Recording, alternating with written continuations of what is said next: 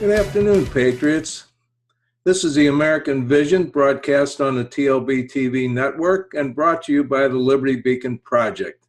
I'm your host, Bill Muckler, recording from my home studio in Cocoa, Florida on America's beautiful Space Coast. And today I'd like to talk about America. If you recall, if you've watched my shows before, you know that I'm always holding up my book and saying I wrote the book 2020, A Clear Vision for America. If you haven't seen the show before, then let me tell you that I'm the guy who wrote 2020, A Clear Vision for America, and it's all about America and solutions for America and for Americans. And in the book, I wrote the book, I told a story through 4 patriots who were working together, and they tell the story in dialogue. And I also have 20 chapters in the book and 20 solutions, 20 issues, 20 solutions for America. And they're for we the people, we Americans. And in the book, I use some quotes to illustrate the points I'm making that my people who are telling the narrative are making. And one of them is, and I'm going to read this to you, and I know you don't like to hear people read a lot, but this is a short one. This is a quote, and it's, "There is no room in this country for hyphenated Americans." When I refer to hyphenated Americans, I do not refer to naturalized Americans. Some of the very best Americans I have ever known are naturalized Americans, Americans born abroad.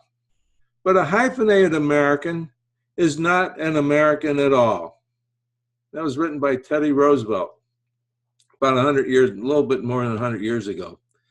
So what do we have today in America? We have hyphenated Americans. And what does that really mean? Is that important or not important? Well, I'll leave that up to you. But what I'll try and do is make a case for the fact that hyphenated Americans are not Americans, because it's really hard to be something and something else. So how can you be 2 things? Well, I guess you can be 2 things in some areas, but can you be 2 things when it comes to loyalty to a country, loyalty to a spirit? And if you've been watching my shows before, you know that I always talk about the American spirit. And what I mean by that is I talk about how our founding fathers back in the 1776 declared independence, but they also declared the American spirit. Now, I know I'm the only one that talks about this, but, you know, I've been in the leading edge of everything I've done over the past 3 or 4 years. And I know some of you that watch a lot or read my articles, you know that. But if we are going to be a divided nation, then how are we going to really succeed? How are we going to have the best possible situation for our kids and our grandkids? I think we have to be united. So, okay, then I guess the next thing you would ask would be, well, what's uniting us? Well, what's uniting us is we have this kind of faulty adoration of politicians. And I can't understand that. I can't understand why anyone would want to be loyal to a politician. Wouldn't it be better to be loyal to America and our Constitution and the fundamentals that our nation was founded on, rather than politicians who really you have to wonder about, you have to question? And so if you've been watching the show over the last few months, you know that I don't have a very high regard for politicians. In fact, what I tell you all the time is politicians are typically lawyers. Now, I don't dislike individual lawyers or lawyers as a group. I'm just telling you that most lawyers, I shouldn't say most lawyers, most politicians are usually lawyers. So lawyers have two pretty basic skills. They're very good at speech making and they're very good at fundraising. Because if you've ever had any dealings with a lawyer, you know that they can really talk pretty good. You know, they can tell a good story and they're very good at collecting a lot of money. And a lot of that money is for themselves. So that just naturally goes with politicians. So I always told you politicians have two skills: speech making and fundraising. Boy, they're really good in selling us stuff, you know, like all these great things they're going to do for us. And they have platforms and they have policies. And none of that stuff ever comes true. It never happens. And the other thing is they're good at fundraising. In other words, they're good at getting our money. And they're really good at that. They get the money for their campaigns, and they're taxing us to death so they can tax us through their policies, so we're paying all this money. So how did we get in this situation? Well, if you recall, I went back to 1913. I told you about how the Fed was brought in, and the income tax, and the amendment, the 16th Amendment that brought in took the vote away from the states as far as the senators are concerned. Senators were now elected by popular vote instead of being representatives of the states. And then in 1935, the Social Security Administration was founded. And so these were all done by supposed progressives. And you've always heard me tell you that the progressives are really regressive. And I can give you thousands of examples how they've regressed the country, how the country's regressed because of them. The main one being the $20 trillion in national debt that we have. So you might say, well, yeah, but we got two political parties. Well, no, we really don't have two political parties.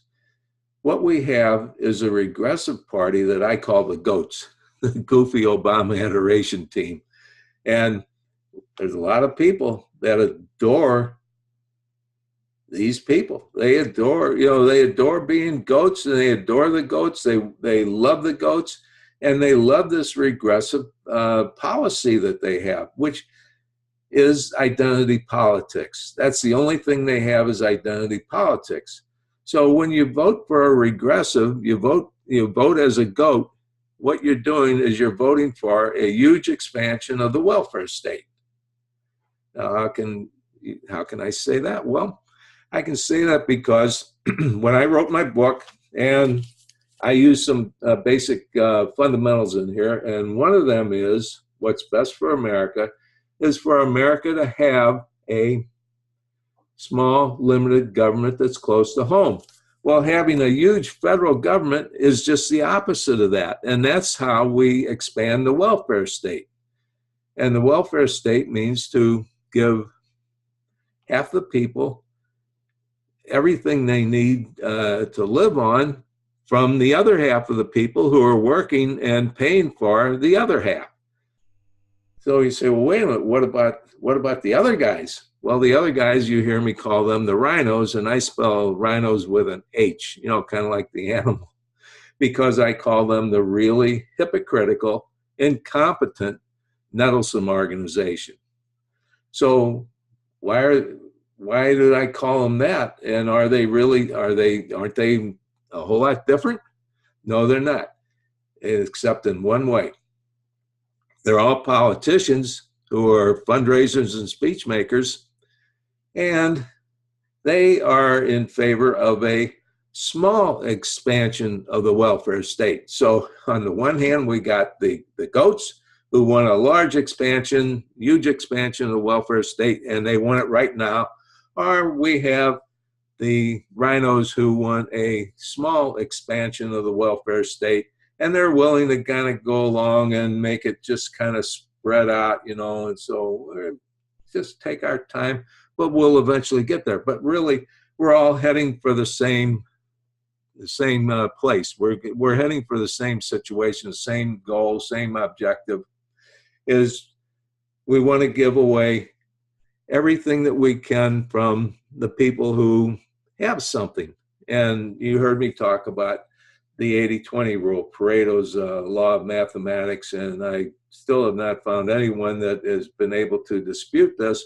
And that's 20% of the people pay 80% of the taxes, and 80%, the other 80% only pay 20% of the taxes. So how can we say that we need to soak the rich, because I think we're already soaking the rich, and how can we say the rich don't, are taking advantage of everything? So that's what the politicians tell us, and that's why I call them identity politics, because what they're doing is they're identifying themselves as being against the rich. Well, I kind of like the rich, even though I'm not one of them. I would like to be one of them, but I guess that's not going to happen unless, and I don't have any rich relatives to leave me anything. So, and unless I win the lottery, and I don't play the lottery, so that's not going to happen, I'm not ever going to be rich. But I noticed that every time I got a job from somebody who had money, and they were making things or servicing things or doing something productive in the economy that caused them to want to hire people. And I got to tell you, folks, everybody you know that's working is working for somebody that's got some money or trying to make some money, or they're working for themselves and they're trying to make some money. So let's can the identity politics. Now, let me change the subject a little bit. I always tell you, I don't like people that apologize. Apologies are meaningless or worthless. They don't mean anything. What do apologies really do? Because the people that do it are only doing because they're forced to do it to cover their own, I can't say that, to cover their own, can I say backside? That's why they make the apologies. And then the other thing is, the people who want the apologies are the ones who use another word that I want eliminated from the English language. I want it erased, and that's offend, because they're offended, and somebody's always offended, and then someone always has to make some kind of a fake false apology. Isn't that wonderful? Isn't that sweet? How can so it all gets down to identity politics. But I'm not going to make an apology for this, and I hope I don't offend you for this, because I'm going to tell you that I made a mistake about politicians having 2 skills. As it turns out, they've got 3 skills. They've got a 3rd one, and we all knew it all along, and I overlooked it, and I can't believe it. So I have to correct the record. And what is that 3rd skill? Apparently, they're very skillful at sexually harassing women. Would you believe that? And now what's happening is we're finding out that all of these politicians are getting caught, and they're being told on, and somebody's ratting them out, and they're finding out that, oh, all these politicians that we loved and adored, they've been sexually harassing women all these years. And yet we still say, but we want to vote for him because that's our guy. It's the other guys. It's the guys who want the small expansion of the welfare state. Let's get them. We'll get them out of there. And the guys that want the small expansion say, hey, get those regressives who want the large expansion of the welfare state out of here. So we're at kind of an impasse here, because we still got these 2 sides blindly adoring goats and rhinos, who are really pretty much the same thing. Although, if you saw a real goat and a real rhino, I think you could probably tell the difference, which one is which, right? But when you see the politicians, you don't know which one is right. So what's happened in the country lately? We've had guys like Al Franken. I've never been a fan of Al Franken, in fact. I'm going to call him. Okay. Let me just sugarcoat a little bit, and I'll just say he's a scumbag. And then there's guys like Charlie Rose. I never did like Charlie Rose. I thought he was an arrogant, I can't say that. He was an arrogant, well, you know what I mean. He's a pretty arrogant guy. He's an elite. he's a know-it-all. He knows more than we do. He's more intelligent than we do. And he's always pontificating on all these wonderful things that the goats should be in favor, that the goats are in favor of. So, okay. And then how many others do we have? And then we got a guy who is denying everything, and I'm not so sure if what he's denying is right or wrong, and that's Roy Moore from Alabama. And so the Alabamians have to make a decision on that. And you notice I said Alabamians, IANS. That's because I've spent a lot of time in Alabama. I've worked in Alabama all over. I worked in Athens, Alabama. You probably never even knew there was one of those. I worked at a chicken plant there where we process about 250,000 chickens a day. And then I've been in Huntsville, you know all about that. Nice airport there. And I worked in Birmingham and Montgomery and Selma. I worked at Selma at the Bush Hog Factory. That was a pretty neat place. I've been across the Selma Bridge more than any of those other guys have. And I'm talking about any and all of them that talked about the Selma Bridge. I've been across that more than they have. And I worked in Enterprise, Alabama at another chicken plant. And I stayed in places like Troy, Alabama, Dothan, Alabama. I've flown in and out of all those different places. So I consider myself kind of an Alabamian, just like I'm a Missourian, you know. And I really love the people in that state. They're just wonderful. And I've worked with so many of them, and great friends, great people. And yet they've got a serious decision to make as to who they're going to vote for, and they're trying to drag President Trump into that, and so far he's stayed out of it, or at least by the time you watch this, he may have jumped in with both feet and said something stupid like he usually does. But here we go. We got politicians and that are harassing women, and now what we find out is, and I'm going to tell you something, don't believe the numbers, because every time they come up with numbers, they're always wrong. So they've said that there's been umpteen cases and they've spent umpteen $1 million in settlements. Well, guess what? I've been paying the settlements, and you want to hear some bad news? You've been paying the settlements for these guys. And how can this be? Well, they write the rules, and we keep voting for them because we adore them. We idolize them because we either love the goats or we love the rhinos. You know, we like these guys. So here's what we got going for us. We've got somewhere around 200 politicians, Congress. We're talking about the Congress here. We're talking about representatives and senators. We got around 200 of them, and I think that number is grossly underestimated or underreported. I think there's a lot more than that.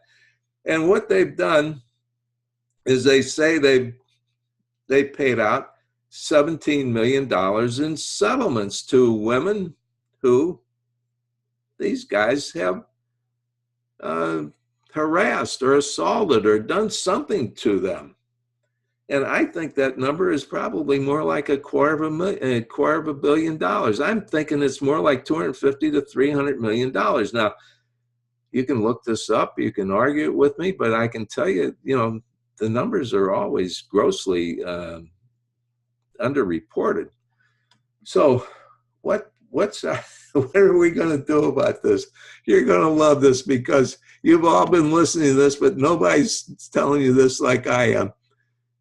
Speaker Paul Ryan has said, we're going to have all these guys undergo sexual harassment training. So think about this.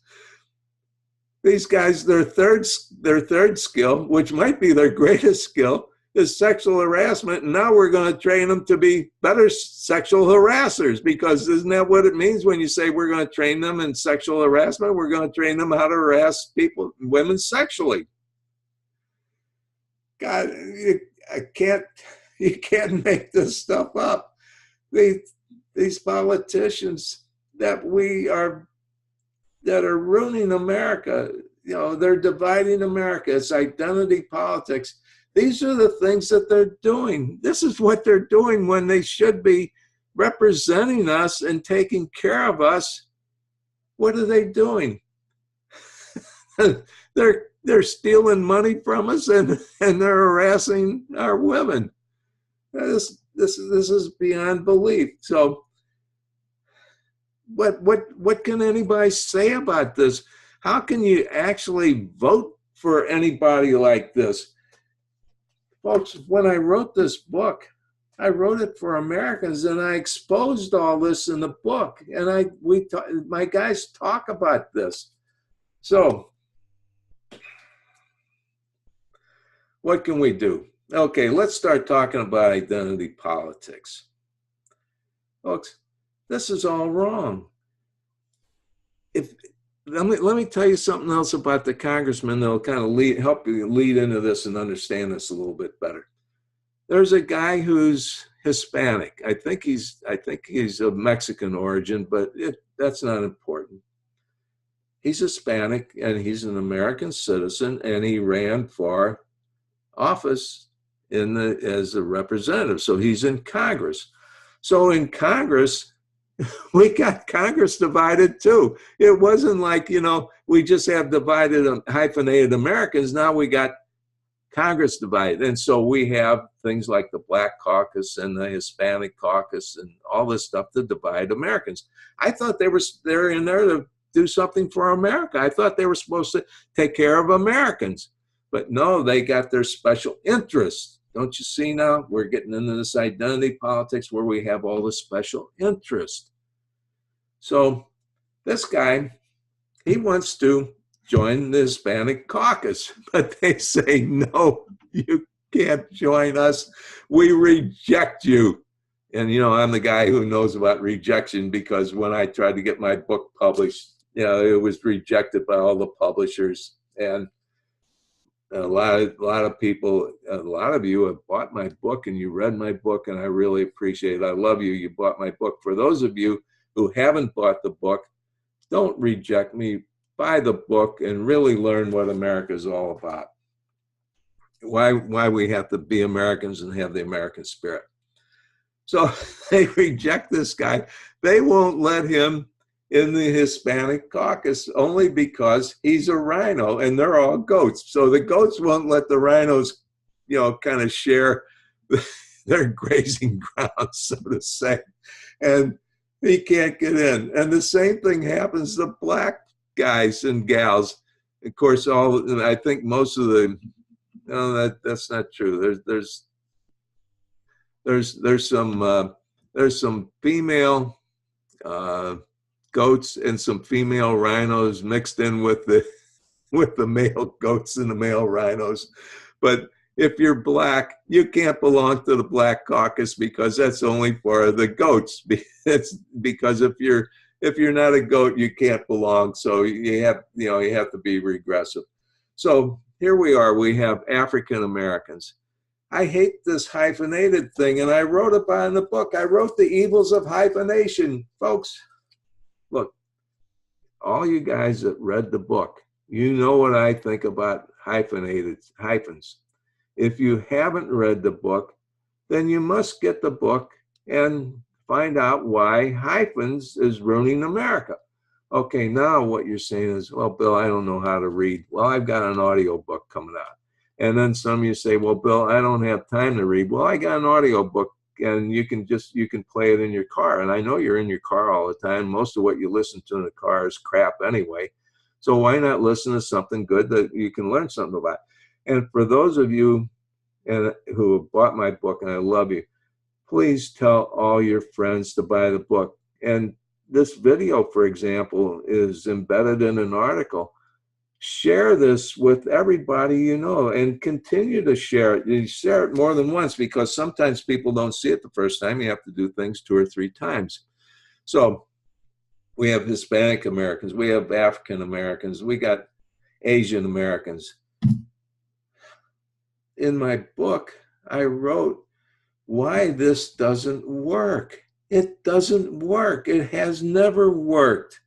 What we have to do is get people to represent us in Congress, in the Senate and House, that will do things for Americans, not do things for special interests. Okay, say, well, no, they are doing that. No, they're not. Look at the tax bill that the rhinos are putting out. And they've got these deals where, you know, some people can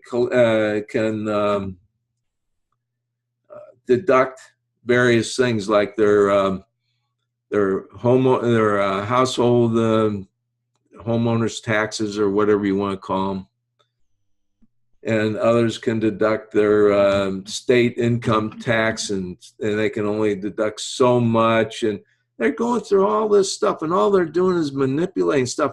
They're not changing anything in the taxes, and they say, well, we're going to have a tax code and it's going to be the size of a postcard. Well, that's bigger than a postcard, but you guys got the idea. It's going to be a postcard size thing. Well, you want to know something? That ain't ever going to happen. That's not going to happen. And then they talk about, well, we're going to have deductions for families. Well, what about deductions for people who, you know, for people who have children? Well, what about deductions for people who don't have children? What about deductions for seniors? You don't get that. And I've made my case about Social Security, how flawed that is, and what a Ponzi scheme it is. So now we're going into another thing. And then they're saying, well, we got to have this thing signed and put into law for 2018. And so I'm recording this in 2017. So I'm looking ahead to when that's going to happen. And I don't think it's going to happen. So what are the goats and the rhinos doing for us? I can't say that word either. They're not looking after our best interests. How's that? That's another way of saying they're doing something to us that, you know, usually married people only do at night in their bedroom. Anyway, I'm getting off the track on this because we just can't continue to let these people do this to us. So how do we change it? Well, if we're going to change it, we have to wake up. So I think if you're watching this, you're probably one of the people that are awakened to the evils of the political establishment. Hey, how you like that? Evils of the political establishment. That really kind of says it all, doesn't it?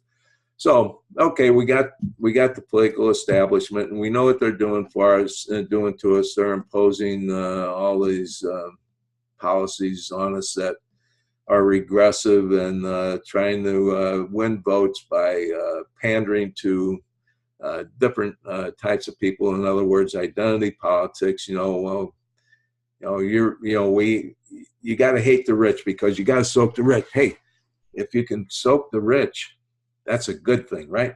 We want to soak the rich. So, and the rich are already paying 80% of the taxes. So we're going to soak them. Or, oh, these people hate women. Oh, do they really? I don't hate women. I've always talked about how I love women and how beautiful they are and everything. So all this stuff is just a smokescreen to make us think that we're really a divided nation, and you have to be on one side or the other. And what I'm saying is we have to be Americans. We have to be on one side. And why do we have to have politicians divide us? I don't think we should allow the politicians to divide us. So that's my message for the day. We can't divide America by politicians. So you say, well, you didn't really solve the Judge Roy Moore situation, have you? I don't know what the judge did, if he did anything that was untoward or not. If he, he's denying it. And the main accuser, who everybody says is believable, and she certainly looks believable, as it turns out now, she's had 3 divorces and 3 bankruptcies and has been arrested on all kinds of things, so I don't know how credible she is. Then another one of them is somebody that does the signing for deaf people for Joe Biden, and some others are ones who are working for the Doug Jones campaign. He's the goat that's running against Roy Moore, the rhino. So here's another thing I want to ask you. What Roy Moore did, if he did that, if he did it, it's reprehensible. And I'm against it 100% because I'm against anybody that does anything against women. Hey, you heard me talking about my mom and Marine moms and so forth. You know how I just think the world of women. So anybody that does anything to women or children, and supposedly one of the ladies was a teenager at the time that he allegedly did whatever he did. If it was a real serious thing, I think, he'd have been arrested for it. Just like, the other story is that somebody, one of Doug Jones' supporters said that Roy Moore molested women and stalked women in the Gadsden, Alabama mall. And then the mall manager says that never happened. He has no record of that, doesn't recall anything like that ever happening. So here we got one guy who might be completely innocent or he might be guilty. And that's who the Alabamians have to vote for. Or they can choose another guy, Doug Jones, who believes in abortions at the 9-month term, or however they put that. In other words, he believes in aborting babies when they're at 9 months at birth. Well, golly, I kind of feel like that's probably one thing that's really worse than pinching some lady's, back when she was 14 or something like that, because I have no idea what he did. He said something or touched something or something like that, which is bad. But how can you be an abortionist and be in favor of killing, what is it up to now? Something like, I think it's 59 million plus. Let's just round it off and say 60 million babies, innocent babies, have been aborted since 1973, of which about 2/3 of them are Black. And we have the goats, being supported by the Black people, the African Americans. See, it's all about this identity politics crap. And I said it, and I don't apologize for it, and I don't care if you're offended by it, because that's what it is. So anyway, I want you to think about this, and the whole purpose of this video that I'm making today, my TV show today on the TLBTV network, is to get you thinking about common sense. Try and sort these things out and think through all these things and all these issues and what these people are telling us. And remember, politicians now have 3 skills, and they're being trained on them as we speak. Stealing our money, bullshit. Well, I can't say that either, but you know what I mean. And now being trained to hone their sexual harassment skills. They want to hone them up so they're really, really good. And I guess, we'll continue, to pay more money for them, because, think about it. They're settling these cases with taxpayer money. That means all of us people who are good people who don't do this kind of stuff are paying for these scumbags to harass our women. That doesn't make any sense. I can't make this stuff up, folks. It's just unbelievable. Hey, get the American spirit. Wake up, and wake up your neighbors, wake up your friends, wake up your family. Whether they want to be woke up or not, wake them up. Shake them a little bit, and say, hey, you got to wake up. But once they're awake, and once you're awake, that's not enough. You have to be enlightened. And that's what I'm doing for you. I'm enlightening you. So you can not only wake up everybody that you know on your email list and your social media list and so forth, your Facebook friends, your Twitter followers. And by the way, in this article, you'll see all that. But you can like me on Facebook. And you can follow me on Twitter, and you can link up with me on LinkedIn, and you can Google me because I'm now Googleable. And you can even see my ads all over the place on ESPN and all the newspapers. I can't believe what Barnes & Noble is doing for me. But if you want to buy an ebook, you can buy that from Barnes & Noble or Amazon. But I don't have my hardcovers on there because I brought them all back into my inventory because people want me to sign their books, and I love to sign books. So this is one of my commercials. I want you to, when you get my book, order from my webpage, 2020americabook.com, and that's in the article too. And you can find that anyway on Facebook or Twitter or LinkedIn or Google or anything like that. Tell everybody to buy my book. I got a whole bunch of them there. In fact, I got some of them sitting right up there. See up there? I got all those ready to go. All I have to do is pull them off the shelf, and I sign them, sit here and I sign them out. I write a nice little inscription for you, you know, and then I put them in an envelope, and I run them over to Doug at the Cocoa Village post office, and he mails them out, and you get them like in 2 or 3 or 4 days or something like that, and they come in real good shape, and you really love them. And if you don't like it and you think I screwed you, I mean, you think that I didn't give you value for your money, I'll send you your money back. And if you ain't got any money and you want to buy the book, just send me an email and explain your situation to me, and I'll give you the book. You know, I just want you to wake up and be enlightened, and I want you to share this with everybody. And just remember, where there is no vision, the people perish. And when America doesn't have a vision, the country perishes. So God bless you all. Oh, wait a minute. I got one more commercial. You guys are thinking I'm tricking you into this. Please join me in not doing anything on Thursday nights, Sunday afternoon and nights, and Monday nights in relationship to the Nonsense Football League. I haven't watched an NFL game or followed them or watched their highlights or read about them since September of last year, 2016. So I'm going on 2 full years of being free of the Nonsense Football League, and I encourage you to do the same thing. You'd be surprised how much better you'll like your life. And if we really get into this, maybe we'll even throw a non-Super Bowl game party where we all get together and don't watch the Super Bowl and celebrate our independence and our American spirit and show our respect for our flag and our anthem and our Constitution and our country and our veterans and all those good things. So I was about to tell you, God bless you all.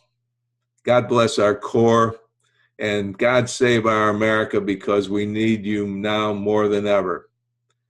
Thank you, boys and girls. See you next time.